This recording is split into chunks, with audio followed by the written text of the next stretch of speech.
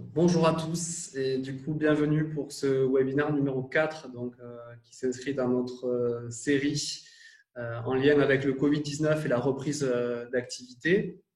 Le dernier sujet que nous allons traiter aujourd'hui, voilà, les Covid-19 et mesures de prévention, quels impacts sur les risques professionnels au-delà du risque sanitaire.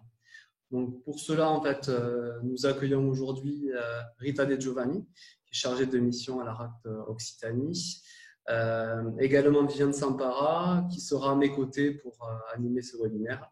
Et du coup, voilà, moi, pour ceux qui ne me connaissent pas encore, je suis Vincent Garneau, donc chargé de mission santé-sécurité à la CCI Occitanie.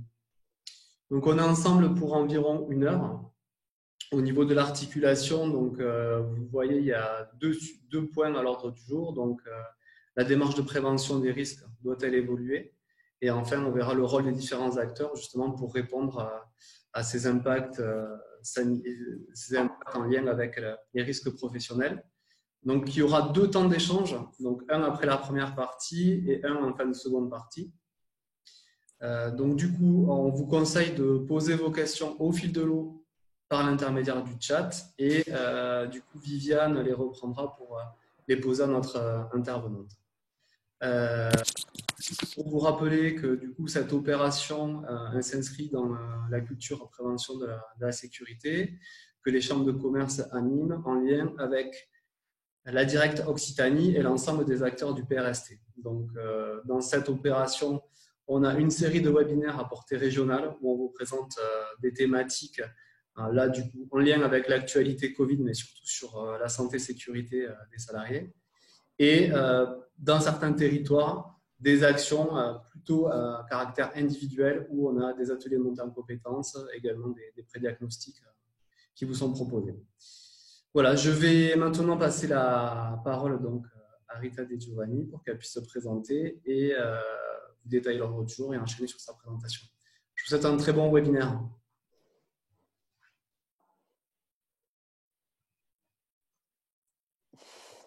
Rita, logiquement, c'est bon. Oui, j'essaie de faire passer la diapo. Le petit temps de latence ou je ne sais pas. Voilà. Bonjour, donc je suis Rita Di Giovanni, chargée de mission à l'ARACT Occitanie. Voilà, donc quelques mots sur l'ARACT Occitanie. ARACT, ça signifie Association régionale pour l'amélioration des conditions de travail. C'est une association paritaire gérée par les partenaires sociaux. Notre CA est constitué par les organisations employeurs et salariés. Et nous faisons partie du réseau de l'ANACT, l'Agence nationale pour l'amélioration des conditions de travail. Juste quelques mots sur nos missions. La mission principale du réseau est de proposer des méthodes, des connaissances, des démarches sur toutes les questions de conditions de travail, qualité de vie au travail, dans le souci à la fois de préserver la santé, la qualité de vie au travail et la performance des entreprises. Et pour ça, on s'appuie principalement sur les questions d'organisation du travail, de relations sociales, de dialogue social. Je ne sais pas si certains d'entre vous nous connaissent. Peut-être que si vous avez d'autres questions, vous pourrez les proposer dans le chat. Voilà, on a une structure d'une quinzaine de personnes sur toute la région Occitanie. Alors, je m'excuse, il y a un petit décalage pour le diaporama, avec une certaine forme d'incertitude sur le passage des diapos. Voilà. Alors, pour engager cette réflexion sur la prévention des risques et en quoi le contexte, l'exposition au Covid et à toutes ses conséquences, en quoi ça impacte les risques professionnels et les démarches, peut-être quelques éléments de contexte, juste pour rappel. Je pense que beaucoup d'entre vous ont suivi l'actualité, les différentes enquêtes et sources qui ont rendu compte de cette situation que, fait inédit, nous venons tous de vivre, même si c'est de façon différente. Donc, sur ces quelques caractéristiques, une situation inédite, donc jamais vécue encore, en tous les cas chez nous, dans notre pays, qui a obligé assez radicalement à se réorganiser autant sur le plan personnel que le plan professionnel. Depuis 4 mars, avril, mai, juin, 4 mois et demi, nous vivons donc une succession de phases que nous découvrons plus ou moins au fur et à mesure. Donc la phase de confinement avec des règles qui ont évolué, et puis différentes phases de reprise du travail, différentes phases de déconfinement, avec des règles à chaque fois que nous découvrons plus ou moins au fur et à mesure ou au dernier moment. Les secteurs d'activité ont été impactés assez différemment. Les entreprises, on a vu pour certains un impact très fort avec un arrêt total de l'activité, d'autres entreprises qui ont arrêté partiellement leur activité, voire d'autres secteurs d'activité qui au contraire ont été radicalement en surcharge de travail. Et puis à un autre niveau, un peu extra-professionnel, mais c'est peut-être aussi une caractéristique de cette situation que nous vivons, de mélanger à ce point-là le personnel et le professionnel, c'est que nous sommes aussi dans un contexte anxiogène important sur le plan individuel et collectif, avec des enjeux écologiques, des enjeux sociaux, des enjeux économiques. Évidemment des enjeux santé, du coup c'est tellement évident que je ne les ai pas mis, mais évidemment des enjeux de santé, et les messages de rappel que l'on entend en ce moment ravivent peut-être ce contexte anxiogène. Et donc de ce contexte, nous nous sommes retrouvés dans une situation avec une très très forte intrication de notre organisation personnelle et de la vie professionnelle, de notre vie personnelle, avec une exposition à des risques sanitaires mal connus, beaucoup d'incertitudes sur les caractéristiques de l'exposition, les risques que l'on prenait les uns et les autres dans nos comportements et les effets sur la santé. Outre les effets sanitaires, une exposition à des risques psychosociaux, on y reviendra de façon un peu plus approfondie, mais juste pour dire que cette exposition à des risques psychosociaux a été extrêmement différenciée pour les personnes en fonction de la vie professionnelle des uns et des autres ou de la vie personnelle, familiale des uns et des autres. On retrouvera toujours cette intrication très forte des caractéristiques personnelles, familiales dans l'exposition au risque. Et donc un effet très différencié selon les secteurs d'activité, les tailles d'entreprise, les situations personnelles, les groupes sociaux. Là, on voit des enquêtes qui arrivent, notamment, je lisais, il y a une enquête de l'INED, l'Institut national des études démographiques, qui montre les effets différenciés en fonction du genre et des catégories sociales. Et des effets différenciés au point que, pour certains, ça a pu être une pause salutaire, intéressante, ressourçante. On a entendu beaucoup de témoignages, y compris sur le plan du travail, et pour d'autres, voilà, une exposition extrêmement forte à du stress, à des risques de perte d'emploi. Voilà un peu quelques caractéristiques de ce contexte. Et puis, autre élément déterminant quand on s'intéresse au stress et aux risques psychosociaux, c'est la question de la durée d'exposition. D'ailleurs, pas qu'au stress, parce que la durée d'exposition est un facteur aggravant pour d'autres risques. Donc, on est dans une durée d'exposition longue. En fait, on n'en sait rien. 4 mois, 5 mois, on ne sait pas, puisque cette situation est inédite, mais ça commence peut-être à être un peu long. En tous les cas, ce que l'on sait, c'est que la durée d'exposition comme facteur aggravant est aussi un facteur extrêmement subjectif et dépend des personnes. Et puis, c'est aussi une durée qui est indéterminée, qui va se prolonger dans le temps et qui est aussi indéterminée. Voilà, on entend dire que ça pourra durer plusieurs mois. Donc, ce facteur durée d'exposition est aussi une dimension importante à prendre en compte dans une évaluation du risque.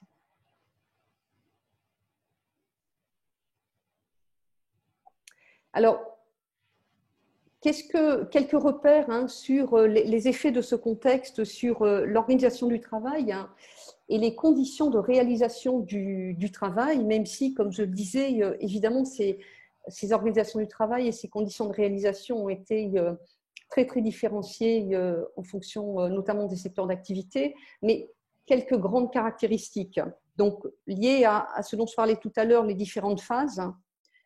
d'abord une situation sur 4-5 mois qui était en permanence évolutive, en fonction des mesures sanitaires, des décisions successives qui ont été prises par le gouvernement, donc qui a demandé beaucoup d'adaptation, de capacité d'adaptation, de réaction de la part de chacun dans son travail, pour rester dans le domaine du travail. Une organisation du travail qui était aussi marquée par l'incertitude. Là, on est plus dans le domaine de la reprise pour les entreprises qui se sont arrêtées, puisque la reprise s'est faite dans un contexte extrêmement incertain quant au marché, aux clients, aux partenaires, aux projets qui pouvaient reprendre. Donc, une reprise à tâtons sur la charge de travail, sur l'activité à conduire.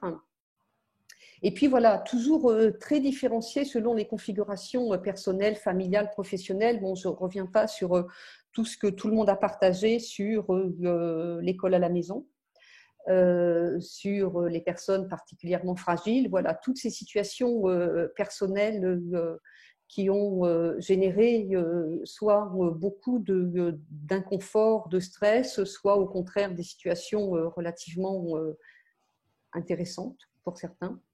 Voilà, du plus confortable au plus difficile à vivre. C'est sans doute, quand on parle des risques psychosociaux, pour un certain nombre d'entre ces risques, par exemple les troubles musculo-squelettiques, on sait bien qu'il y a un impact de la vie personnelle sur l'exposition au TMS, ou en tous les cas l'apparition des TMS. Et le législateur a tranché, puisqu'il parle de maladie professionnelle lorsqu'il y a une exposition liée aux caractéristiques du travail.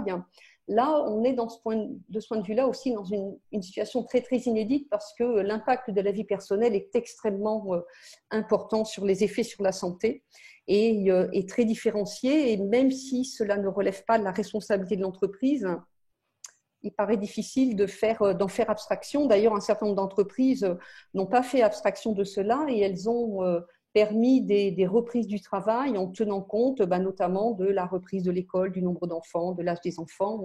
Donc, il y a vraiment eu une prise en compte importante de ces caractéristiques personnelles. Autre élément, autre effet assez inédit et assez radical, c'est ce que j'ai appelé l'apprentissage. La plupart, sauf ceux qui ont été complètement arrêtés dans leur travail, mais pour ceux qui ont continué à travailler, et notamment pour ceux qui ont continué à travailler en télétravail, cette situation a généré en permanence des obligations d'apprentissage sur à peu près tous les aspects du travail. Donc les outils, évidemment, l'usage du numérique, tout le monde s'est confronté à l'apprentissage de toutes les plateformes, Teams, Zoom, tout ça. Plus d'autres outils de partage de documents, d'intranet, donc un apprentissage assez important, radical et massif sur le numérique. Des effets aussi, et donc des apprentissages sur le contenu du travail. Il a fallu intégrer des mesures de prévention. Pour un certain nombre d'activités, revoir les modes opératoires, les pratiques professionnelles pour les adapter au travail à distance ou en partie en présentiel. Voire pour certaines entreprises une transformation radicale, puisque certaines entreprises ont réorienté leur production pour fabriquer des masques, des produits non polluants. Bon, ce n'est pas forcément la majorité, là c'est un cas extrême, mais en tous les cas, la plupart des salariés qui sont restés plus ou moins complètement au travail ont certainement été confrontés à cette nécessité d'improviser, d'inventer de nouveaux modes opératoires pour réaliser leur travail. Évidemment aussi des apprentissages concernant l'organisation du travail, avec un recours au télétravail là aussi rapide, radical, massif, avec des situations où les personnes avaient l'habitude et donc avaient le matériel aussi qui était nécessaire, et d'autres qui ont complètement improvisé. Un mixage aussi entre télétravail et chômage partiel pendant la période de confinement et ensuite. Et donc un impact important sur les collectifs de travail, sur la capacité à travailler ensemble. Et donc cet impact aussi sur les modalités de travail collectif, avec cet usage de la visio, du présentiel, cette perte de tous les temps informels. Et il y a quelques études qui ont rendu compte de cela, de cet isolement de cette perte de tous ces temps qu'on appelait ou qu'on pouvait appeler autour de la machine à café, mais qui pouvaient être aussi les temps de repas, qui finalement étaient, on le savait, hein, mais là, ça a été rendu très évident qui étaient des temps d'échange et de travail, hein, et des temps de créativité aussi. Et dans certaines études de retour d'expérience sur le télétravail à ce point-là massif, plusieurs jours et dans l'isolement, certaines personnes rendent compte du fait qu'elles se sont retrouvées en perte de capacité de travail par perte de cette dynamique du collectif, de tous ces échanges que l'on a quand on croise les collègues dans son bureau, à la porte du bureau ou en prenant un café. Donc, cette transformation de l'organisation du travail qui a aussi eu un impact sur la capacité de travail des uns et des autres, la capacité de production. Et puis, on a aussi beaucoup parlé de l'encadrement des managers qui ont eu à gérer ces équipes complètement éclatées, complètement isolées, et qui ont certainement eu beaucoup de réflexion, de travail à faire pour revoir leur façon de manager, leur façon d'encadrer, sachant que le travail de l'encadrement, c'est à la fois le suivi de la production ou le contrôle de la production, il y a cette exigence, et puis il y a aussi le soutien aux équipes. Et pour un certain nombre de managers, ça a été une véritable difficulté que de combiner les deux et de le combiner dans un bon équilibre, certains ont mis de côté les attentes en termes de production, quand c'était possible, pour s'organiser, réorganiser le soutien aux équipes et réorganiser notamment des temps d'échange collectifs avec des visiocafés, des réunions, ont inventé des nouvelles formes d'échange en collectif. Accepter une réduction des capacités de travail pour un certain nombre d'entre eux, prenant en compte le fait que les personnes étaient isolées, avaient à gérer des contraintes techniques, des contraintes d'espace de travail, et puis bien évidemment à s'occuper des enfants et du travail éducatif. Et avec pour un certain nombre d'entre eux, cette nécessité de continuer à maintenir le collectif, donc être à la fois dans le soutien individuel des personnes, de s'assurer que personne ne perd des pieds, ne se retrouvait trop isolé, et en même temps de continuer à maintenir le collectif. Donc certainement beaucoup de réflexions autour de ces pratiques managériales, et de réflexion et d'innovation.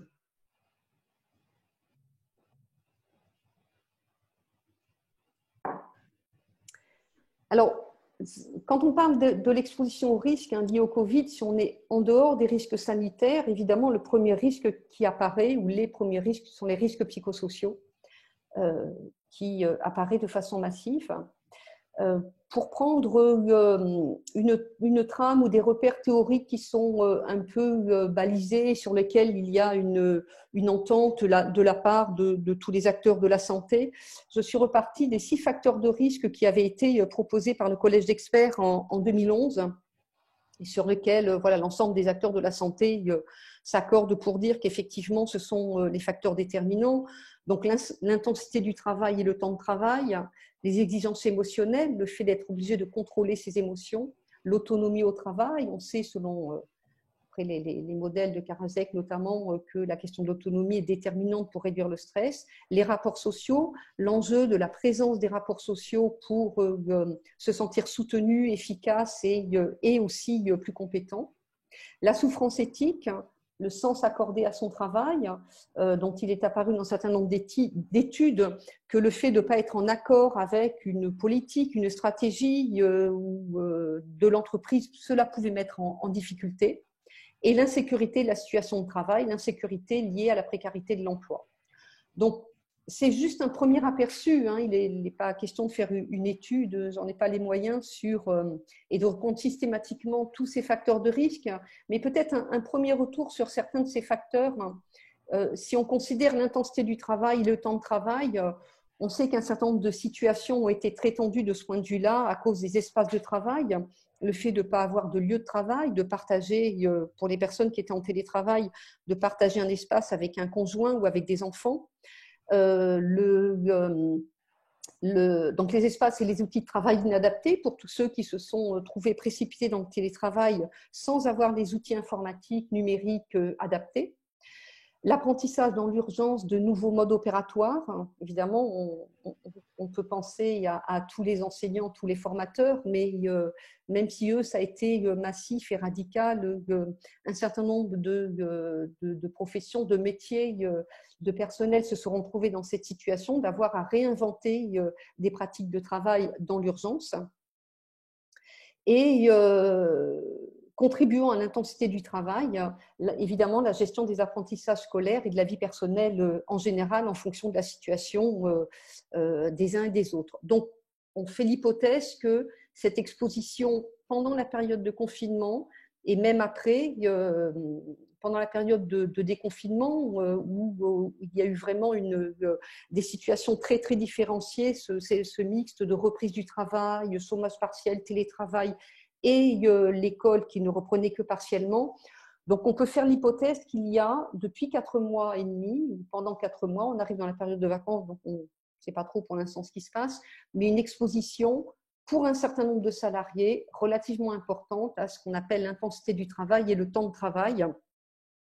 On sait par exemple qu'un certain nombre de personnes, notamment les femmes, on y reviendra, qui avaient plus en charge le travail scolaire, se lever plus tôt le matin pour gérer leur travail professionnel ou continuer tard le soir pour assurer les tâches professionnelles. Sur la question des rapports sociaux, donc les experts et puis tous ceux qui ont travaillé sur le stress et sur les risques psychosociaux ont noté à quel point les rapports sociaux, le collectif de travail étaient extrêmement déterminants pour pouvoir supporter et traverser des périodes de crise. Donc là, évidemment, des formes d'isolement, alors même si certains se retrouvaient dans la cellule familiale, des formes d'isolement soit à la fois personnelles et professionnelles, soit professionnelles. En même temps, là, justement, dans cette étude de l'INED, il semblerait que ces formes d'isolement auraient pu être compensées, qu'un certain nombre que statistiquement, les collectifs de travail et les personnes auraient été plus soutenants les personnels les uns envers les autres avec beaucoup d'échanges par téléphone ou par visio. Donc des formes d'isolement, point d'interrogation, ou en tous les cas qui ont été peut-être compensées. Et voilà, une transformation du collectif de travail assez radicale avec beaucoup moins d'informels. Et en même temps, ce collectif qui peut générer des craintes liées à l'exposition au risque. Et qui du coup a généré des stratégies très particulières de la part des uns et des autres dans la reprise du travail pour ne pas s'exposer si les personnes étaient aussi en lien avec des parents âgés ou avec des personnes fragiles.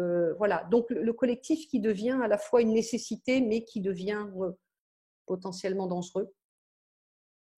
Alors la souffrance éthique, je l'ai relevée parce que il semblerait que cette période de réflexion, de retrait du travail ait généré pour certains une réflexion importante sur le sens du travail et la volonté de vivre autrement.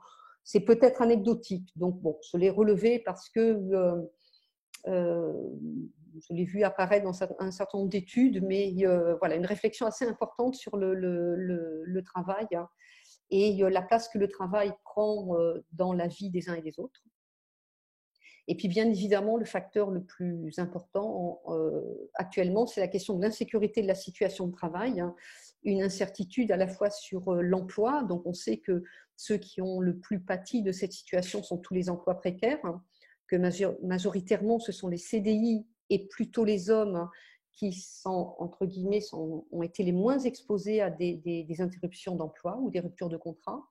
Mais globalement, même pour ceux qui restent dans l'emploi et qui ont des CDI, une incertitude qui est liée à la situation globalement et économique en France. Donc, ce facteur reste très prédominant.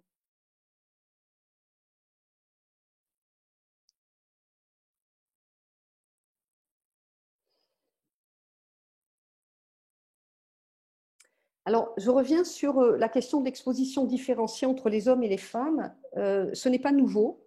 On sait depuis quelques années, notamment depuis que l'ANACT a produit une étude sur les indicateurs de sinistralité de la CNAM, première étude en, je ne sais plus exactement, je crois que c'était 2011, mais peut-être sur des chiffres de 2008-2009, où un travail avait été fait sur les accidents du travail, les maladies professionnelles, les accidents de trajet, et tous ces indicateurs, qui n'étaient pas genrés à l'époque, montraient que les femmes étaient plus exposées que les hommes aux maladies professionnelles et que la courbe des accidents du travail était augmentée, diminuée moins rapidement pour les femmes que pour les hommes. Donc, on sait depuis ces quelques années que les femmes et les hommes n'occupent pas les mêmes postes de travail, ne sont pas dans les mêmes secteurs d'activité, et même lorsqu'ils sont dans les mêmes secteurs d'activité, ils ne sont pas dans les mêmes postes, et même lorsqu'ils et elles sont dans les mêmes postes, ils et elles ne sont pas dans les mêmes situations de travail, dans les mêmes conditions de travail.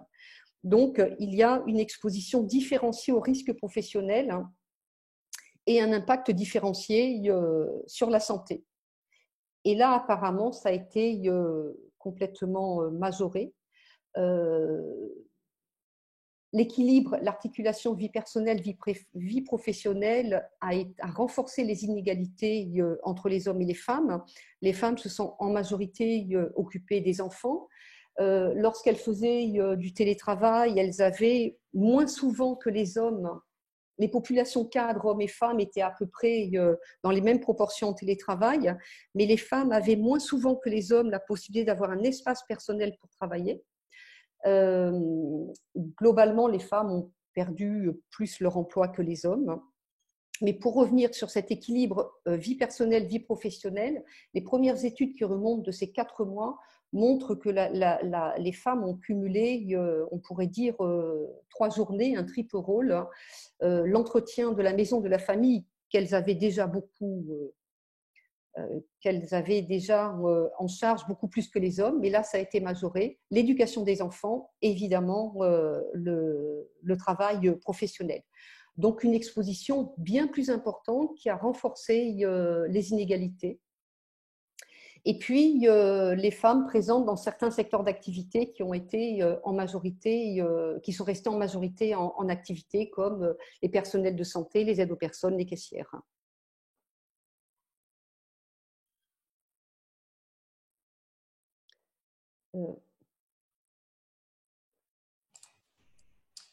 Du coup, pour Oui.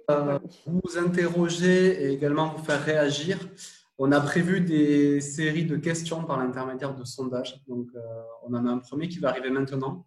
Donc, il y en aura 4 au total. Voilà, c'est des questionnaires qui sont anonymes. Donc, libre à vous de répondre. Mais voilà, je pense que on va vous poser des questions et du coup, ensuite, on partage ensemble les résultats. Et donc, Rita Di Giovanni voilà, sera amenée à les commenter.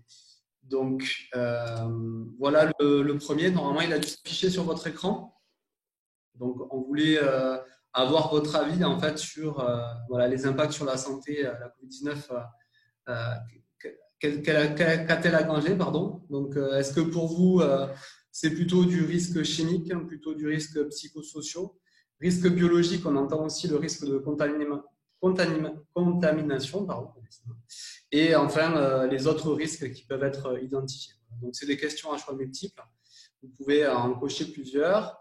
Et la seconde question, pensez-vous qu'il y a une exposition différente selon le genre pendant la période de confinement et potentiellement après aussi, puisque voilà, c'est possible, ou du coup vous n'étiez pas posé la question, mais c'est quelque chose que vous n'aviez pas du tout anticipé, et dans ce cas-là, c'était ne sais pas ou n'hésitez pas à poser la question. Donc on va laisser 1 minute, le temps que tout le monde puisse répondre. Moi je vois de mon côté les chiffres qui continuent à augmenter, donc on vous laisse encore une 15-20 secondes pour répondre et puis on partagera avec vous les résultats.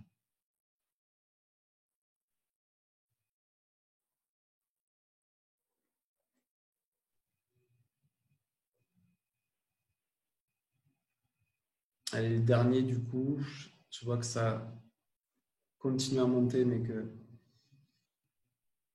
La progression n'est plus la même qu'au départ. On vous laisse encore 20 secondes pour répondre.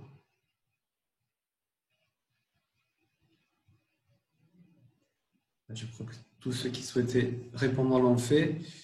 Du coup, je vais partager les résultats avec vous. Voilà, on a les résultats qui s'affichent. Donc, Rita, peut-être pour rebondir sur ces chiffres. Oui, donc les risques psychosociaux qui apparaissent dans 100% des réponses, bon, risques chimiques, risques biologiques surtout, évidemment, mais les risques psychosociaux, vous partagez tous le fait qu'il y a eu cette exposition, sans doute majorée.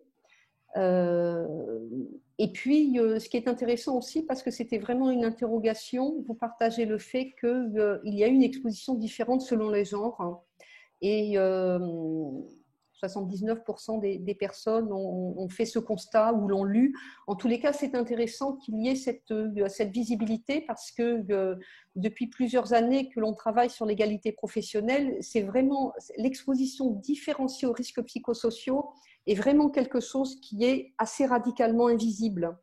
Et donc, les démarches de prévention n'en tiennent pas assez compte, même si la réglementation demande maintenant d'intégrer le genre dans les indicateurs et de faire un traitement différencié. Donc, c'est plutôt bien que vous ayez repéré cet élément-là et repérer aussi les risques psychosociaux parce que ça oriente les démarches à mettre en place ultérieurement. Ouais. On note aussi que après, le delta entre l'avant et l'après n'est pas très significatif, c'est à 25% d'écart. Donc, le delta, c'est qui a encore d'actualité. C'est où? Du coup, je propose qu'on repasse sur la slide suivante. Oui. On a notre sondage après votre juste avant la fin de la première partie. Du coup.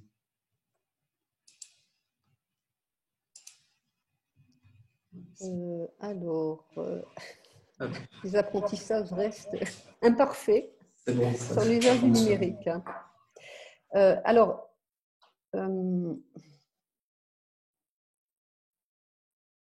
Bon, je n'arrive pas, je voulais revenir, mais la diapo d'avant, c'était sur la question du genre.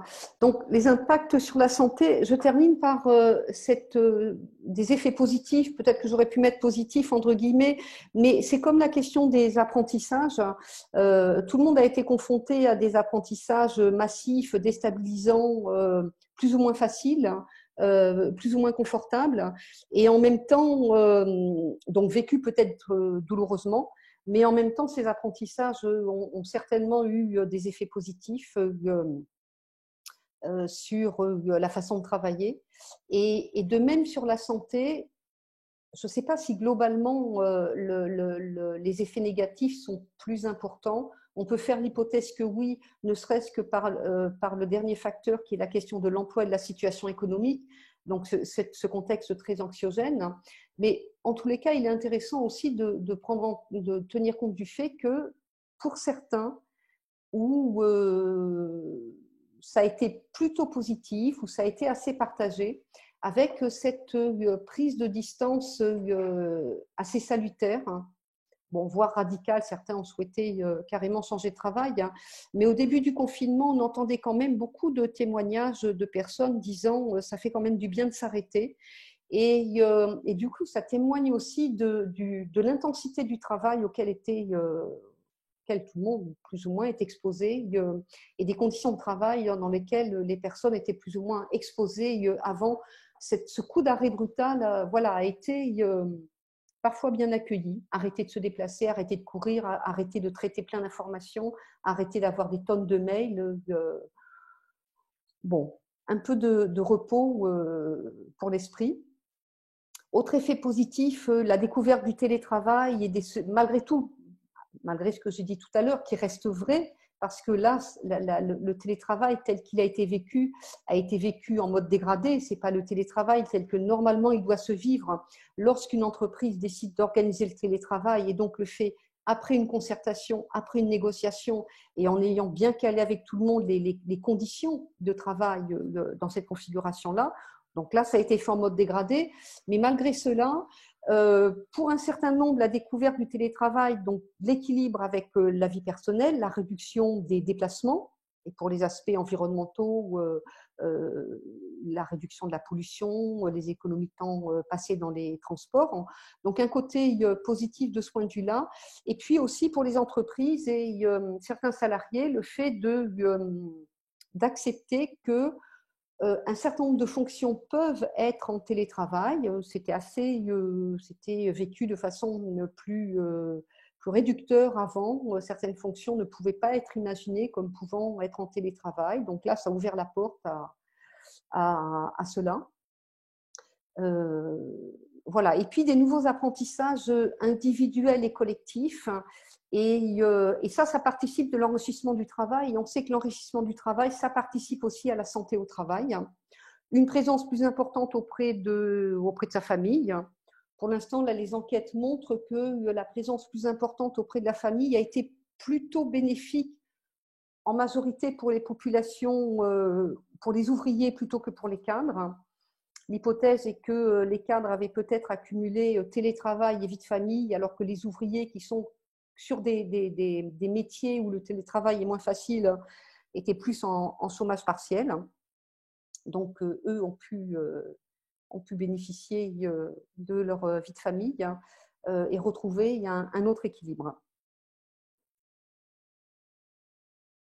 Donc, des impacts, des effets contrastés. C'est après Vincent, c'est après cette diapo que l'on passe, je ne sais plus. Et c'est après cette diapo que l'on passe l'autre question, il me semble. Oui. Je n'entends pas. Le micro?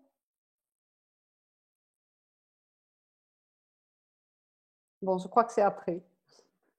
Alors, en quoi ça questionne des démarches d'évaluation des risques professionnels existantes? Parce que bien évidemment, même si toutes les entreprises ne sont pas au carré, toutes les entreprises ont quand même une démarche d'évaluation des risques professionnels. Ce que l'on disait avant, c'est que déjà, ça oblige à avoir un regard particulier sur les risques psychosociaux et ça oblige à avoir un regard particulier sur l'exposition différenciée des femmes et des hommes. Ensuite, là, c'est vraiment quelques premières réflexions. J'ai pas la situation est trop nouvelle, hein. Je n'ai pas encore de retour suffisant pour aller un petit peu plus loin. Mais quand on parle des risques psychosociaux, on sait que l'absentéisme est un des indicateurs, notamment l'absentéisme de courte durée, un des indicateurs d'exposition au stress et aux risques psychosociaux. Donc évidemment, l'absentéisme en période de chômage partiel, de télétravail, de combinaison de tout ça, c'est un peu compliqué. C'est à garder cet indicateur. Et du coup, dans la littérature, on voit apparaître le terme de décrocheur qui était plutôt utilisé jusqu'à présent pour les élèves, donc ces élèves qui ont décroché du système scolaire pendant la période de confinement et même après. Et donc, on commence à avoir quelques retours sur les personnes qui ne veulent pas revenir au travail, hein, ont du mal à revenir au travail, soit parce qu'ils se sont enfermés dans une bulle, soit par crainte d'exposition aux risques sanitaires, hein, parce qu'ils ont autour d'eux des parents ou des personnes fragiles, par perte de sens du travail, enfin, toute une combinaison qui a pu mettre en difficulté certaines personnes. Et donc, ces décrocheurs dont on ne sait pas trop comment les repérer, puisque pour l'instant, les entreprises, alors, je sais pas d'études massives, mais la reprise, elle a été faite, tout le monde n'est pas revenu au travail dès que la reprise a été prononcée. Ça s'est fait de façon progressive, très particulier selon les secteurs d'activité, selon les tailles d'entreprise, et donc avec un mixage important de chômage partiel, de télétravail et de présentiel. Donc là, avoir une visibilité sur un état des lieux de combien sont en présentiel, combien sont en chômage partiel ou en télétravail, ça doit être très compliqué. Et du coup, la question est de savoir quels sont les indicateurs, sur quels indicateurs les entreprises pourraient se baser pour suivre l'état de santé et avoir cette veille sur l'état de santé mentale des personnels dans cette configuration-là. Alors certaines ont organisé, notamment des managers ont organisé du suivi des individuels ou collectifs, des rendez-vous. Enfin, on voit là que les entreprises, elles doivent être très proactives pour aller vers les salariés et pour aller vers les salariés, donc inventer des nouvelles façons de faire. Et sur les modalités de recueil et de suivi, il y a ce problème de la distance. Il y a aussi cette question sur l'adaptation de l'environnement quand on est dans un espace personnel. Donc, quand on travaille sur la prévention des risques et le document unique, il y a la notion d'unité de travail. Les unités de travail sont des repères pour analyser les situations de travail et construire le document unique, faire évoluer le document unique. Là, l'unité de travail, quand un certain nombre, voire une majorité de personnes sont dans leur environnement personnel, ça pose question. Ça pose question aussi sur le droit de regard et sur, par exemple, j'ai eu un exemple dans une entreprise où une salariée a été confrontée à un accident du travail chez elle pendant le télétravail.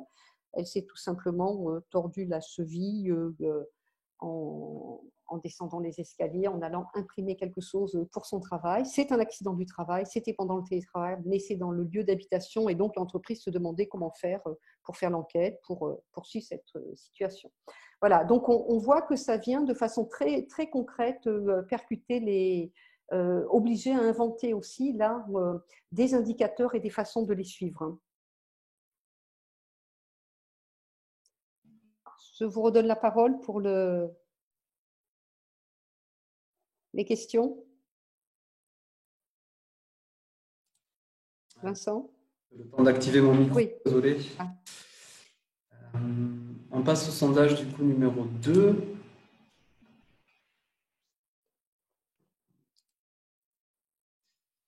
Et du coup, nous voulions voir avec vous, est-ce que justement on parlait de ces indicateurs, du coup, qu'est-ce que vous avez mis en place vous de votre côté, notamment sur la méthode d'évaluation des risques professionnels pendant le confinement, voilà. Est-ce que du coup, vous avez modifié quelque chose sur votre méthode, donc, soit avant, soit pendant, ou éventuellement, est-ce que vous projetez de le faire?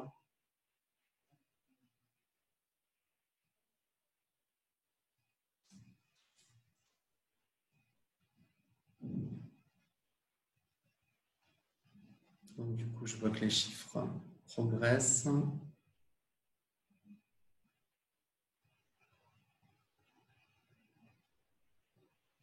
Voilà, petit rappel aussi, pour ceux qui souhaitent poser des questions, vous avez l'espace de conversation.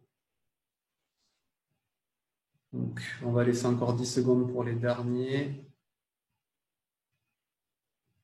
Quasiment tout le monde a répondu. Je vais partager les résultats du coup. Voilà. Donc, majoritairement, donc, il n'y a pas eu de modification de la méthode d'évaluation des risques pro durant cette période. Oui, il y a majoritairement, bon après 39%, 14 entreprises ou 14 personnes qui ont 39%, c'est aussi pas mal quand même parce que la période de confinement était quand même une période assez complexe. Mais voilà, effectivement, pour la majorité, ça n'a pas été la priorité. Et 17% seulement envisagent de modifier leur méthode après. Donc, soit c'est parce que les méthodes sont jugées suffisamment pertinentes et démarches suffisamment pertinentes, soit la question ne se pose pas encore pour différentes raisons. Je ne sais pas, ce serait intéressant après dans les échanges peut-être de savoir. Moi, il me semble que il me semble indispensable, en tous les cas, de mettre l'accent sur les démarches de prévention des risques, du fait de cette exposition aux facteurs dont j'ai parlé tout à l'heure, qui reste très prégnant, et de cette installation de l'exposition dans le temps. Sachant qu'y compris du côté scolaire, on ne sait pas trop comment ça va recommencer, donc on voit bien que la vie personnelle va continuer à peser aussi pour les uns et les autres. Voilà, donc je me dis qu'il serait important que la démarche de prévention des risques devienne un peu prioritaire dans les entreprises. Bon, ça pourra faire partie d'un des sujets de discussion tout à l'heure. Du coup, j'arrête le partage et je crois qu'il y a juste une partie synthèse qui arrive pour la première partie.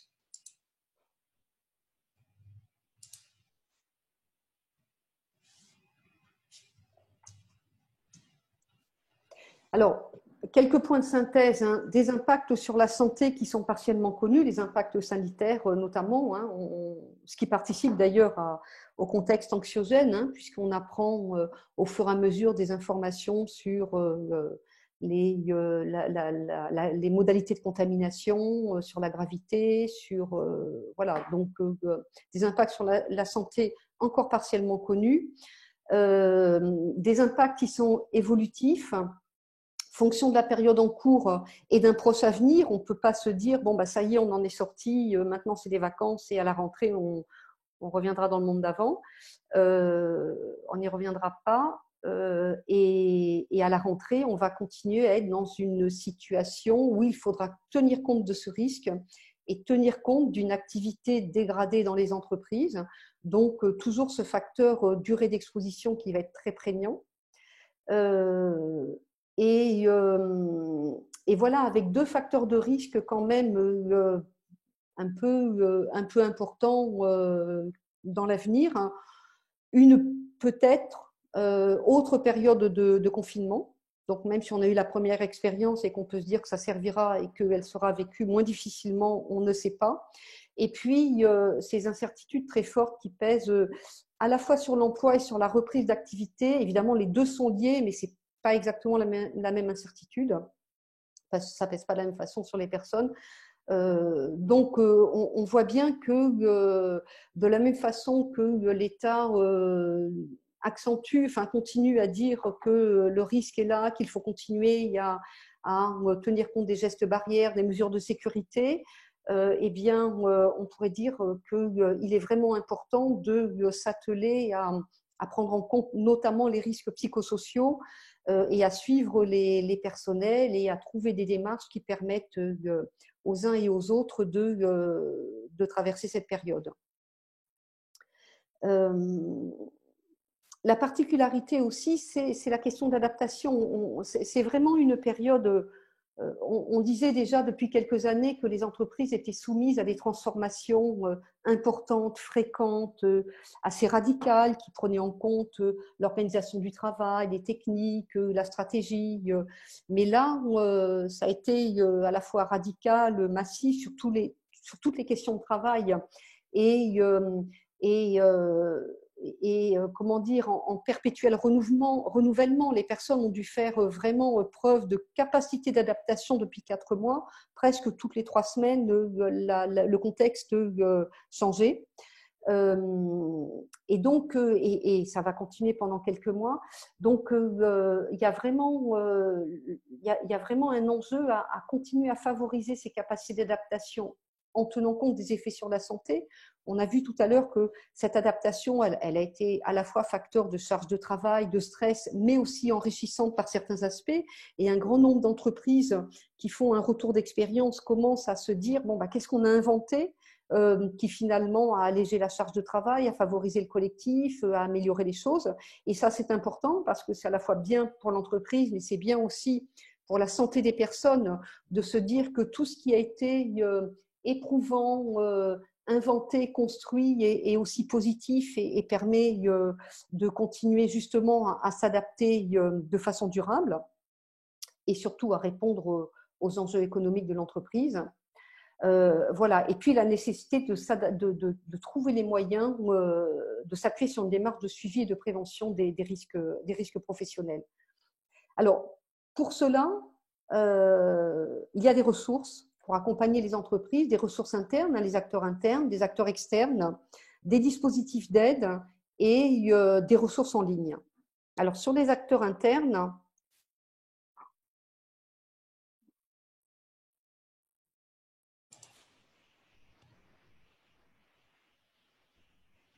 j'ai raté la question. Non, c'est là.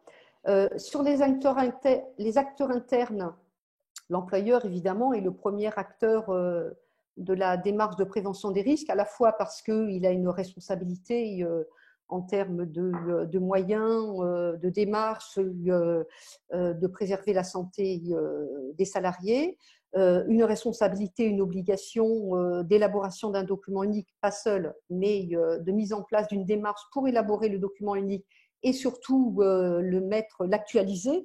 Donc là, on voit à quel point il y aura une nécessité de l'actualiser au regard des risques psychosociaux. Mais au-delà des obligations de l'employeur,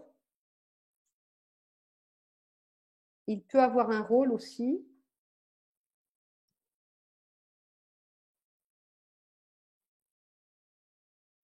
Je suis désolée, ça ne passe pas. Ah, voilà. Il peut avoir un rôle important. D'abord, en permettant l'expression sur le vécu pendant le confinement et la période de reprise. Ensuite, en trouvant les moyens de restaurer le collectif pour faciliter autant que possible le retour. Permettre un retour d'expérience avec les acteurs internes pour consolider les pratiques intéressantes. Tous ces pratiques collectives qui permettent à chacun d'exprimer ce qui s'est passé dans le travail, de partager à la fois le côté difficile, mais aussi le côté intéressant, c'est-à-dire ce qui a constitué des belles histoires, des trouvailles, des innovations, des collectifs qui ont improvisé quelque chose qui a été intéressant. Tous ces éléments-là sont extrêmement importants pour reconstituer le collectif et puis surtout pour trouver ensemble les moyens de continuer dans cette période qui va encore demander de l'adaptation, de la souplesse pendant quelques mois. Être transparent sur la situation économique, ça fait partie, être transparent y compris sur les incertitudes de la situation économique. Même quand la situation est dégradée, ça vaut mieux que les rumeurs qui circulent, c'est plus sécurisant et la relation, ça permet d'installer une relation de confiance. Et puis s'appuyer sur le dialogue social pour concilier les enjeux de santé des salariés, de continuité d'activité. L'expression des salariés, elle passe à la fois en direct par les salariés et par le dialogue social, on va y revenir.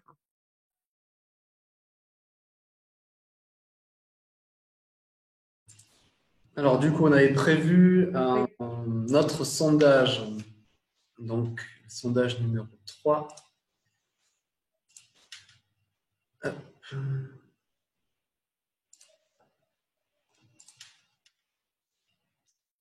Donc, 2 questions qui vont arriver. Voilà.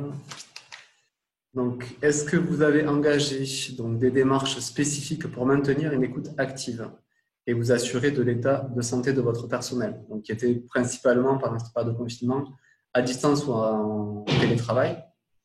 Première question. Et la seconde, avez-vous engagé des actions spécifiques auprès de l'encadrement? On en a un petit peu parlé tout à l'heure. Donc, pour qu'ils permettent au collectif de bien fonctionner. Est-ce qu'il y a des mesures spécifiques pour cette population-là qui avait un rôle un petit peu différent d'habitude, puisque c'est principalement du management à distance, en lien avec le télétravail?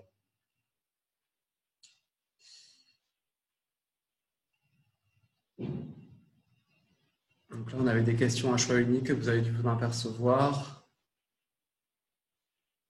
Donc, je vois que les votes continuent d'arriver. On vous laisse encore une quinzaine de secondes pour y répondre. Et j'en profite du coup pour laisser le temps dernier de répondre. On fera le temps de questions. On a vu qu'il y avait des questions qui étaient arrivées sur le chat. Du coup, on fera un temps de questions à la fin. Donc voilà, je partage les résultats.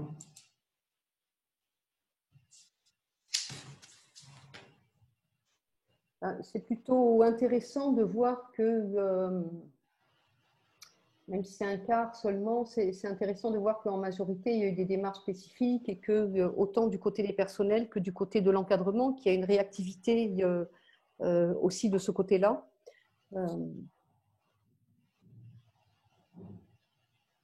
Oui, sur les deux cas, on a bien vu qu'il y avait de l'adaptabilité qui avait été mise en place. Elle est très bien. Du coup,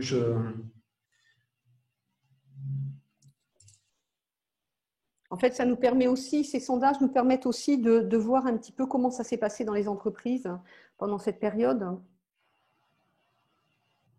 Voilà, j'avais pas parlé des résultats, donc du coup, je vous les ai montrés et on va repartir sur la présentation.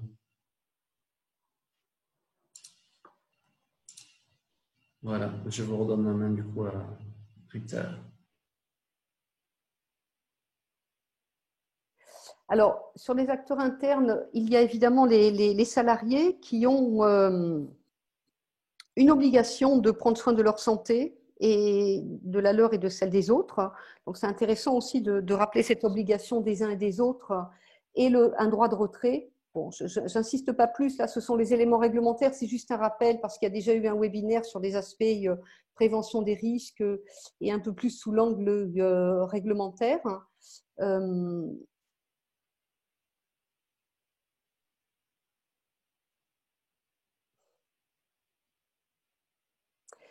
Et voilà, ce sur quoi je voulais venir aussi, c'est sur l'intérêt d'associer les salariés. Bon, l'association des salariés, ça fait partie de la qualité de vie au travail et c'est bien inscrit dans l'accord qui a été signé par les partenaires sociaux sur la qualité de vie au travail, où l'expression des salariés, l'association des salariés est vraiment un facteur de qualité de vie au travail.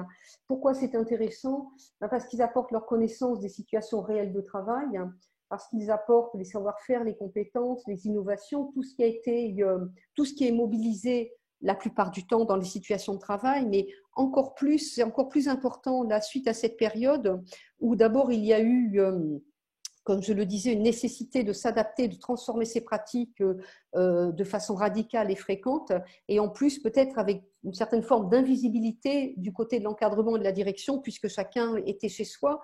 Donc c'est intéressant de partager cette expérience, de partager ses acquis, que l'association des salariés, la réflexion pour déterminer les nouvelles organisations du travail, pour tenir compte à la fois des enjeux de production, de réalisation des services et des contraintes personnelles. La meilleure façon de faire, c'est quand même là aussi de leur permettre d'exposer leur point de vue, sachant que la plupart du temps, ce qu'on appelle la conscience professionnelle prend le pas sur les enjeux personnels et les personnes ont vraiment le souci de réaliser leur travail dans les meilleures conditions possibles. Donc, cette expression des salariés, elle ne laisse pas libre cours à des enjeux personnels, pas tant que ça. Et puis, ce qui est important, c'est que ça participe à la cohésion et à la réactivité des collectifs. Et là, c'est vraiment quelque chose sur lequel il va y avoir un besoin extrêmement important pour continuer à être capable de s'adapter au fur et à mesure de la reprise d'activité qui va continuer, on l'espère, à évoluer dans les entreprises et peut-être des nouvelles contraintes qui vont arriver en matière de confinement ou de gestes barrières ou de toutes les mesures de sécurité. Alors, élément important, le dialogue social. Les enjeux du dialogue social, ils sont nombreux sur la préservation des risques, la préservation des compétences, la limitation des impacts sociaux, la limitation des impacts économiques, le maintien d'une organisation et de conditions de travail adaptées. Donc, le dialogue social et les acteurs du dialogue social, donc le CSE, sont vraiment des acteurs déterminants et importants pour construire ensemble et s'adapter ensemble à cette situation.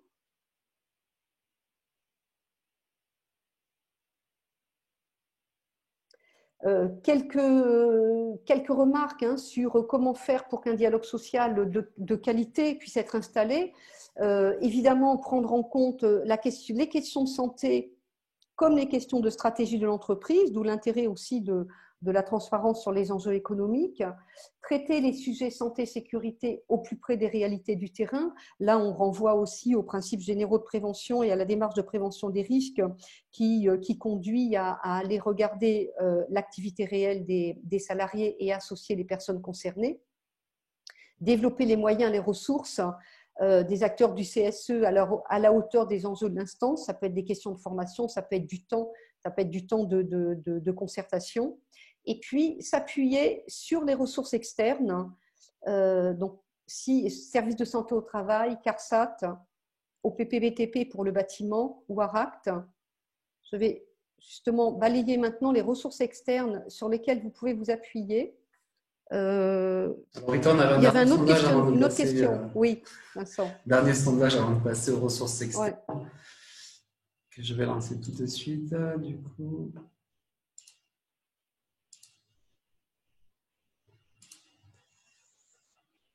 Alors, on voulait vous questionner justement sur le CSE. Est-ce que vous pensez que c'est une ressource utile pour mener à bien votre reprise d'activité tout en préservant la santé et la pérennité des salariés et la pérennité de l'entreprise? Voilà, savoir si vous l'avez impliqué. Et du coup, est-ce que vous pensez également que le dialogue social est un moyen d'accompagner dans votre démarche de prévention des risques? Donc, deux sujets que nous venons d'aborder.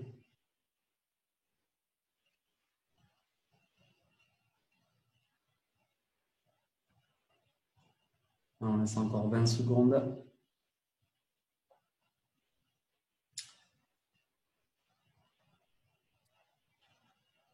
Allez, je vois qu'il n'y a plus de vote. Du coup, je vais pouvoir partager les résultats. C'est intéressant comme résultat. L'unanimité, Rita. Oui, c'est intéressant, c'est bien. C'est bien que vous partagiez l'idée que le dialogue social soit un moyen de traverser cette crise et de la traverser en tenant compte des enjeux de santé et de pérennité de l'entreprise. Et c'est bien que vous soyez appuyé sur ce dialogue social. Hein. C'est plutôt intéressant. Et là, de façon assez massive. Allez, je vais mettre le partage et je vous laisse reprendre la main pour les acteurs externes. Du coup. Oui, alors donc voilà, les acteurs externes sur lesquels vous pouvez vous appuyer, dont certains que vous devez connaître, la CARSAT notamment, ou la MS, ah non, il n'y a pas de, on n'est pas dans le secteur agricole, qui apporte aussi des aides financières pour tout ce qui est EPI lié au Covid, et puis toutes les autres structures qui apportent des aides plutôt de type conseil.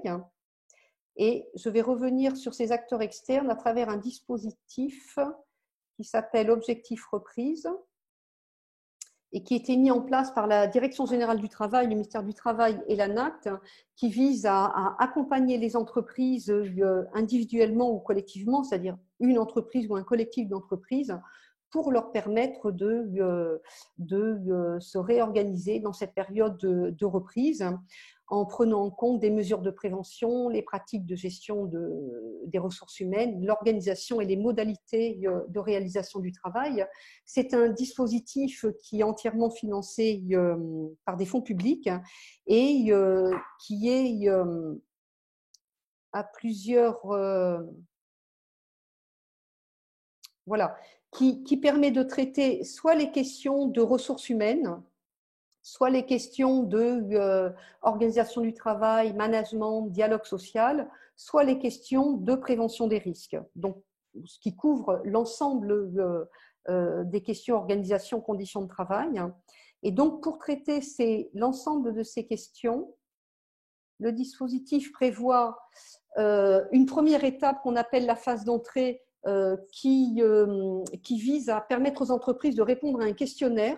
Vous aurez les coordonnées ensuite, hein, c'est sur le site du gouvernement de l'ANAC, mais vous les aurez. Donc, première étape, répondre à un questionnaire.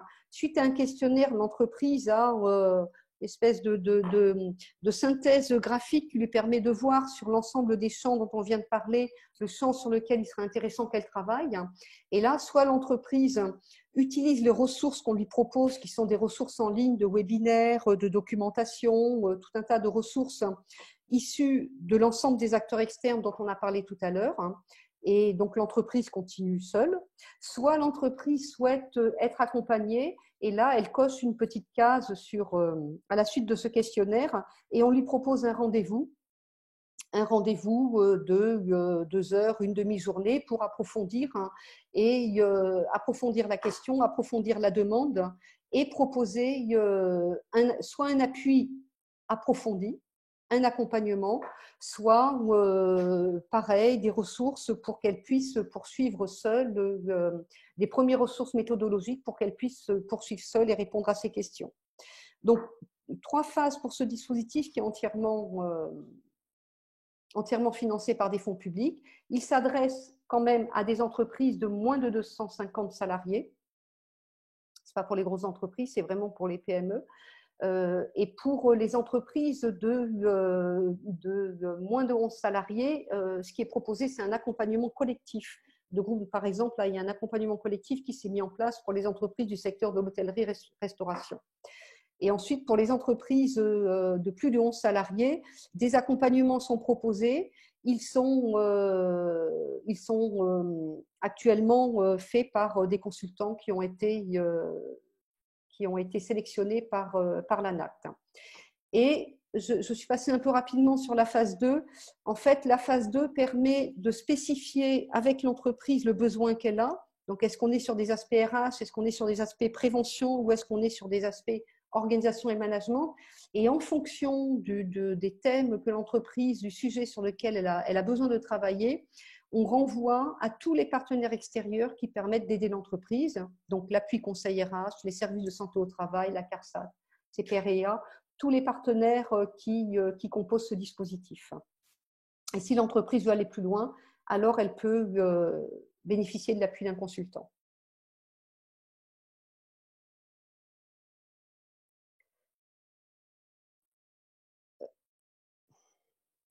Et bon, je n'arrive pas à passer les autres diapos. Voilà, on va passer à l'espace. Oui. De toute façon, je pense qu'on a été sur la présentation. Oui, parce qu'après, c'est des ressources bibliographiques et de sites que vous aurez avec le diaporama qui sera mis à disposition. Du coup, on va passer aux questions. Voilà, je laisse la parole à Viviane pour reformuler les questions qui ont été posées sur le… Oui, il y a une toute première question sur doit-on se faire accompagner pour l'évaluation des risques psychosociaux, les RPS, et par qui?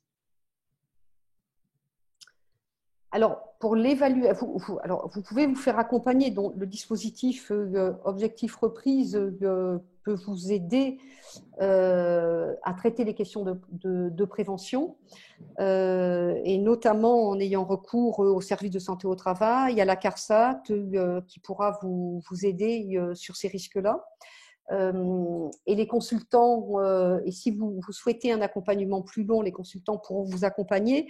Ce sera pas forcément dans l'objectif réglementaire d'actualiser le document unique, parce que en général, les dispositifs d'appui conseil ne permettent pas de répondre en tant que tel à la réglementation, mais d'avoir vraiment une réflexion plus générale sur les risques psychosociaux et un appui à la réorganisation du travail. Alors, nous avions une deuxième question. Je vous invite toujours à poser vos questions dans l'espace de conversation. Une question sur comment différencier les atteintes du Covid, d'une part sur la vie de famille intramuros et d'autre part sur la vie du ou de la salariée au sein de l'entreprise. Je suppose que c'est une question notamment dans le cadre d'une personne en télétravail, j'imagine. C'est compliqué à vous répondre parce que effectivement c'est la particularité de cette situation qui exacerbe, on le sait déjà sur les troubles musculo-squelettiques et sur les risques psychosociaux, trouver la part de la vie personnelle et de la vie professionnelle, c'est pas toujours évident, mais en tous les cas la nomenclature, c'est la maladie professionnelle TMS, permet d'y voir clair. Sur le risque psychosociaux, on commence à avoir des repères.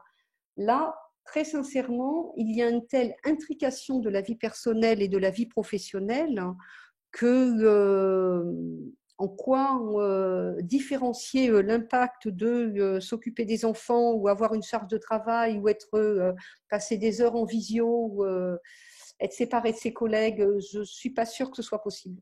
Je ne sais pas. En tous les cas, ça me paraît là difficile. Ça me paraît difficile. Par contre, ce qui est important, c'est de savoir que ça existe et de trouver les moyens malgré tout de compenser. C'est-à-dire que de tenir compte du fait que la vie personnelle, le genre, que les femmes et les hommes sont exposés différemment, ça peut orienter les démarches de prévention. Et puis surtout, ça signifie qu'effectivement, il faut que l'entreprise soit proactive et qu'elle mette en place ces espaces de discussion individuels ou collectifs pour permettre aux personnes de s'exprimer sur leurs difficultés dans le travail ou au contraire, pas que sur leurs difficultés, mais sur tout ce qui a été mis au point, créé, innové, sur les choses intéressantes qui ont été faites, parce que ça participe aussi de la santé au travail que de tenir compte des choses intéressantes, des apprentissages intéressants, des innovations qui ont été proposées.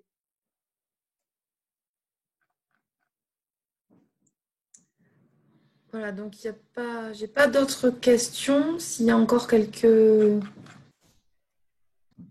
personnes qui veulent rebondir sur ce qui a été dit ou peut-être émettre, je sais pas, un partage d'expérience peut-être aussi par rapport à tout ce qui a été mis en évidence.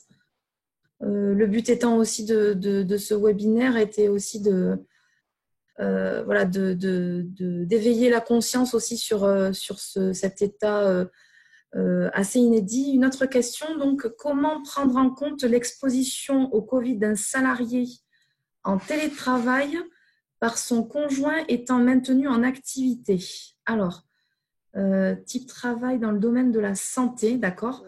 Est-ce que cela peut être considéré comme une maladie professionnelle? Donc, deux questions.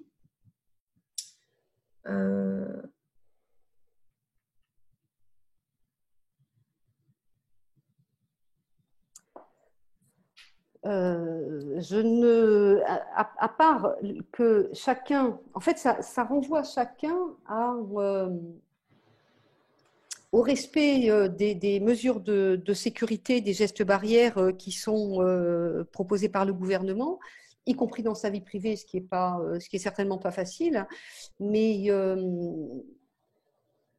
je vois pas comment il est possible de... Ou alors, ça peut être aussi de réfléchir... Enfin, tout à l'heure, je parlais des décrocheurs, entre guillemets, des personnes qui ont du mal à revenir au travail. Peut-être qu'il peut y avoir aussi un espace de discussion, une réflexion à avoir sur comment permettre le retour au travail, ce qui peut réduire le temps d'exposition, ce qui facilite aussi le collectif de travail. Et l'entreprise peut peut-être travailler à favoriser ce retour. Et en tous les cas, avoir conscience qu'il n'est pas si évident que ça, peut-être pour certains, de revenir au travail, de se sentir complètement en sécurité en revenant au travail ou simplement d'y revenir. Donc, donner un temps, un espace où une équipe, un collectif échange sur ce retour au travail, comment le faire, dans quelles conditions, avec quelle organisation, c'est un premier pas d'abord pour le retour au travail. Et puis, c'est un peu compliqué à dire, mais pour réduire le temps d'exposition avec des personnes qui elles-mêmes sont exposées. Et donc, deuxième partie de cette question, est-ce que cela peut être considéré comme une maladie professionnelle? Alors, je ne sais pas de qui on parle là. Si c'est un salarié dont le conjoint est maintenu en activité, je sais, enfin, maladie professionnelle, je ne pense pas, mais je ne pense pas a priori, je ne sais pas, je ne pense pas a priori. Pour l'instant, c'est pas maladie. Pour qu'une maladie soit déclarée maladie professionnelle, il faut qu'elle soit dans le tableau des maladies professionnelles. Donc, je me permets d'apporter quelques éléments complémentaires. oui. En fait, puisque là-dessus. le sujet avait été abordé lors du webinaire numéro 2, en fait, qu'on avait fait. Donc, il y a des éléments de réponse sur ce webinaire, puisqu'on avait fait intervenir un avocat spécialisé sur ces domaines de santé et sécurité au travail. Donc, en tout état de cause, ce qu'il avait dit du coup pour les reconnaissances accident de travail ou maladie professionnelle, à ce jour, dans tous les cas, la jurisprudence ne s'était pas positionnée. Et lui, il a envisagé vraiment ce type de cas uniquement pour des personnels de santé ou des personnes qui avaient été vraiment exposées, en fait. Voilà. Donc, si j'ai bien compris la question, là, ce serait plutôt pour la personne qui est conjoint de la personne personnelle de santé. Du coup, ça ne pourrait pas être le cas, en fait. Et juste pour la première partie de la question, en fait, comment prendre en compte l'exposition, je pense que dans les différents schémas qui avaient été présentés par le gouvernement, on a souvent entendu parler de personnel à risque.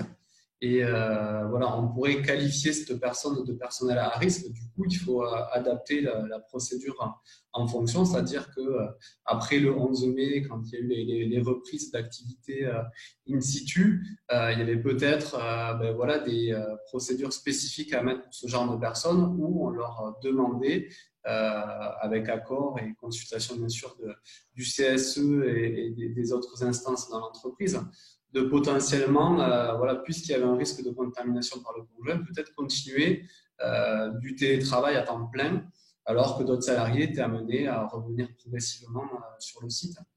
Voilà, c'est un exemple, mais je pense que c'était voilà, des personnes qui étaient un petit peu surexposées, et du coup, peut-être des contrôles avant de revenir sur le lieu de travail ou un isolement un peu plus loin pour être sûr qu'on ne remette pas en danger ses collègues.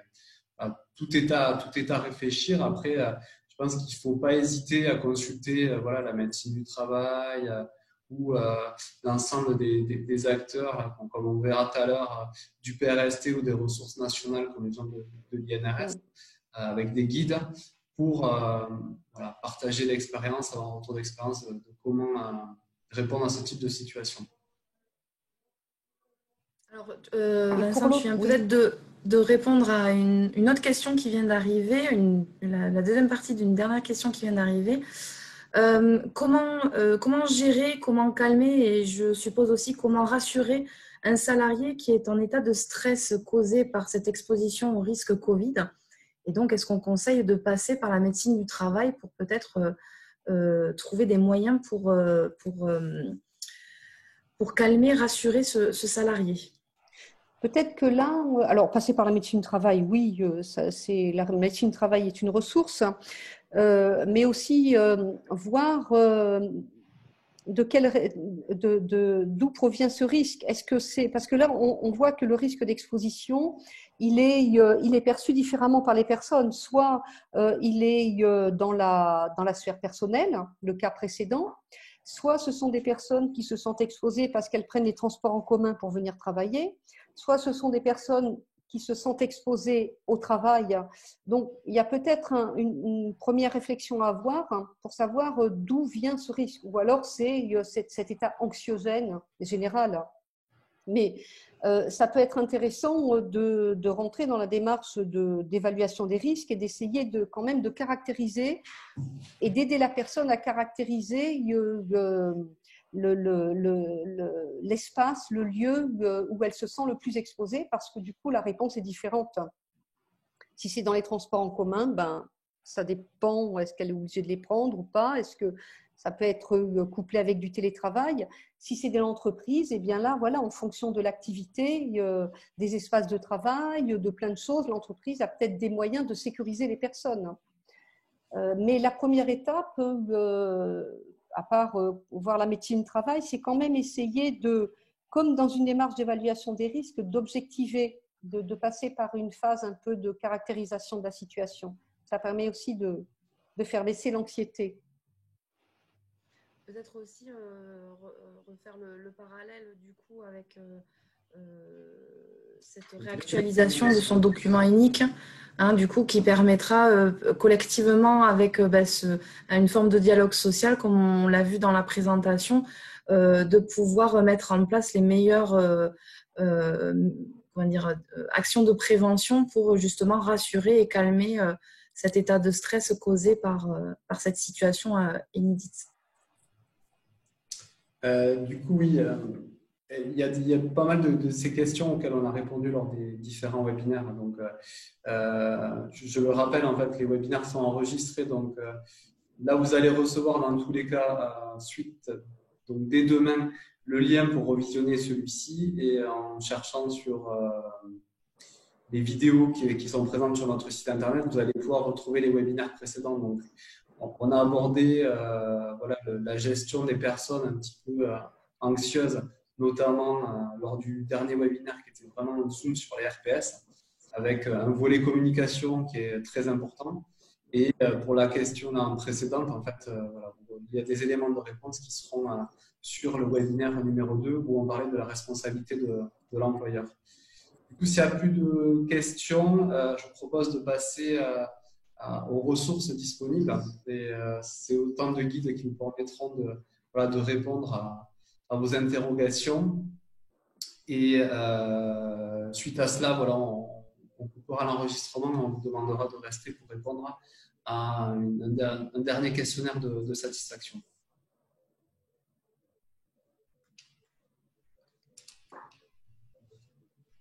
Alors, voilà, dans les ressources, vous avez des ressources du ministère du Travail sur les règles, le protocole du ministère du Travail, du gouvernement sur le protocole de déconfinement. Et puis,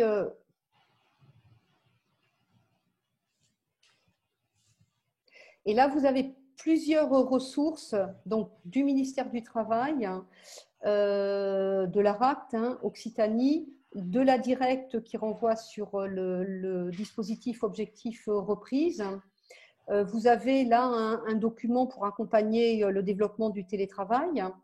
Par l'intermédiaire du site de l'ARACT, vous pourrez aussi avoir accès au dispositif objectif reprise et si vous le souhaitez, remplir le questionnaire pour avoir un premier autodiagnostic sur la situation de votre entreprise. Et puis, après, il doit y avoir les ressources de l'INRS. Voilà, les ressources de l'INRS pour organiser la reprise d'activité, les risques psychosociaux, 9 points principaux pour agir, pour reprendre l'activité. Donc ça, ce sont des ressources documentaires et sur les sites, vous avez aussi beaucoup de webinaires sur chacun de ces sites qui peuvent vous permettre aussi de vous accompagner dans cette reprise. Donc, le support vous sera logiquement communiqué par votre conseiller local. Je pense qu'en fonction de leur disponibilité, ça sera soit demain, soit lundi. Les derniers volets du coup. Ah, j'avais oublié. Encore des ressources, pardon. Bon, voilà, sur le site de l'ARACT et de l'ANACT, vous avez beaucoup de ressources sur les aspects organisation et conditions de travail. Et puis, on n'a pas mis tout le monde, l'assurance maladie, mais la CARSAT, enfin tous les partenaires qu'on a cités, vous allez sur leur site, vous aurez des ressources. Alors, je reviens sur Objectif Reprise parce que Objectif Reprise permet justement, en fonction de la problématique de l'autodiagnostic, d'être orienté vers les acteurs externes qui sont les plus à même de vous aider. Donc, si vous ne voulez pas balayer l'ensemble de ces sites, vous pouvez aller sur le site de l'ARACT, aller sur Objectif Reprise, vous remplissez le questionnaire, c'est un autodiag pour vous et vous êtes renvoyé sur les ressources qui vous intéressent, qui peuvent vous intéresser. Donc voilà, on arrive à la fin de ce webinaire. Donc, je tenais particulièrement avec l'ensemble des équipes de la section Occitanie à remercier toutes les personnes qui ont participé à sa réalisation. Vous remerciez vous en tant que participant voilà, de votre fidèle présence. Et du coup, on a déjà établi le programme pour le second semestre. On espère vous retrouver dès le 10 septembre où on présentera en fait tout ce qui va être animation de votre évaluation des risques. Comment animer de façon régulière votre document unique ou tout ce qui a trait en fait avec la santé, sécurité des salariés. Donc merci encore, on se retrouve à la rentrée. Du coup, je vais juste arrêter l'enregistrement et je vous demande de rester 5 secondes avec nous pour compléter le dernier sondage.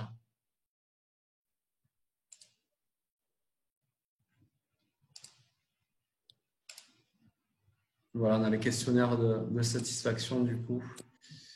C'est important pour nous pour nous améliorer tout simplement et savoir ce que vous avez pensé de notre webinaire.